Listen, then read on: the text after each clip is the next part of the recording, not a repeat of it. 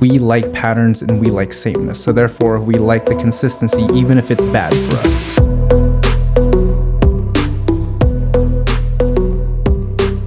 So today we're going to talk about what is CBT, which means cognitive behavioral therapy. So take it away. Tell us what it is. Sweet. So cognitive behavioral therapy, or at least like the modern model that I'm using right now, is at least I'd say a lot more popular and more holistic, just because it does have a solid conceptual understanding of like most of what a person is. So CBT's, the 5 factors that we look into is your environment. So what around you is influencing like anything that you think, feel, or behave with, anything that could be like some environment in the past, present, or some memories that might come up for you. So like that still is considered environment, not necessarily the cognitive part. Then one of the first things we always start with is thoughts. And there are 3 layers of thoughts that we always look into. So the automatic thoughts, stuff that comes up like, oh, I can't do it, I should just quit, that kind of stuff. Mm-hmm. Then the second layer of thoughts, which are intermediate beliefs. So this is the part that we kind of do the real work in cognitive behavioral therapy, because these are rules and assumptions that could be tested, right? So the rules are always kind of broken up into, I wouldn't say always, but most of the time broken up into like if-then statements.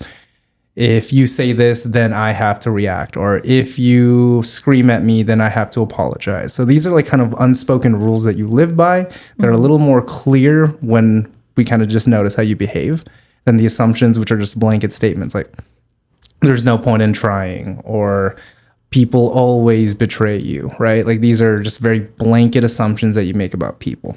And the final layer, so like these are rules and assumptions that can be tested. And this is where some of the work can be done.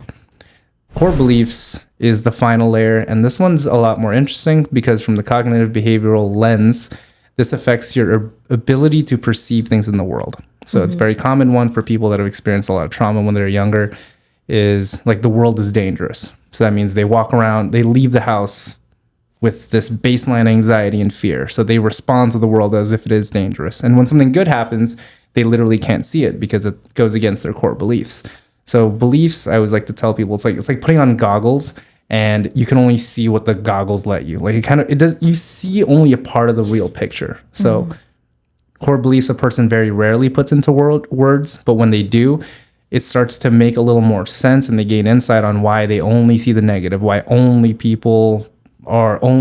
bad people hurt them or nothing good ever happens to them. So that's the nature of core beliefs from the cognitive behavioral perspective. And all these beliefs and thoughts eventually produce some kind of emotion.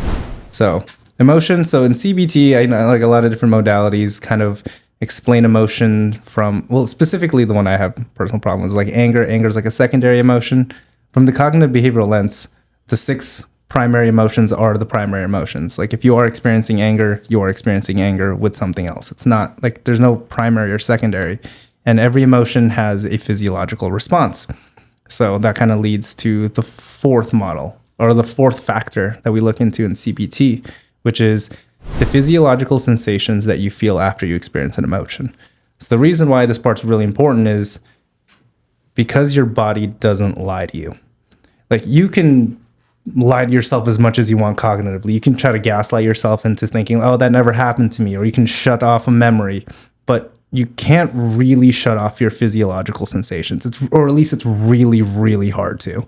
So this is the part of cognitive behavioral therapy where you can lie to me as much as you want. You can tell me that everything's okay, but if physiologically you're incredibly uncomfortable, let's listen to the symptoms. What are the sensations? Where are you feeling it? How come that only happens every time you leave the house? Like, okay, let's explore that.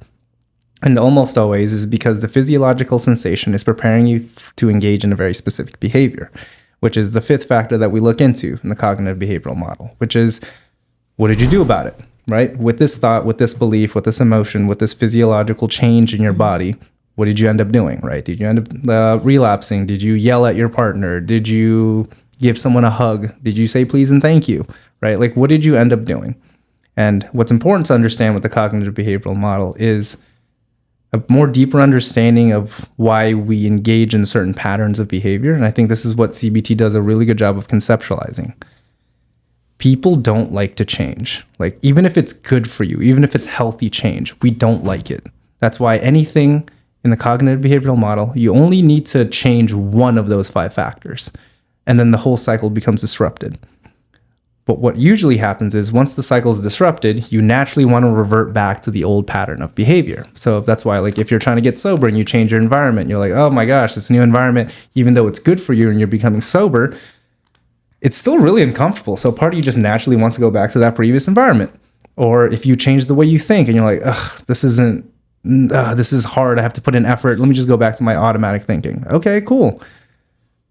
Even though you're noticing change, the cognitive behavioral model is always trying to tell you that we like patterns and we like sameness. So therefore, we like the consistency, even if it's bad for us. So therefore, in CBT, we only need to identify something that, once we identify all 5 of those factors, we only need to change one, then the cycle is disrupted. And then once we identify one factor that you're responsive to, we kind of sustain that for anywhere from 2 to 3 weeks. And then that's when you start to see results. So this is why CBT, in my opinion, is really helpful, is because once you look into those 5 factors that are present in all people, you just identify the one that you're most open to change, and you have 5 options instead of just, okay, you have to learn this skill, or you have to think this way, you have to practice cognitive, you have to move into sober living. Okay, I mean, yeah, those are all pretty effective in their own way. The way CBT explains it is you just need to change one and get really good at changing that one. And then something the results will vary, but something will change. And when something does change, hopefully it's change in the good direction. The idea is you don't have to change all 5. You just need to change one, and then the rest will follow.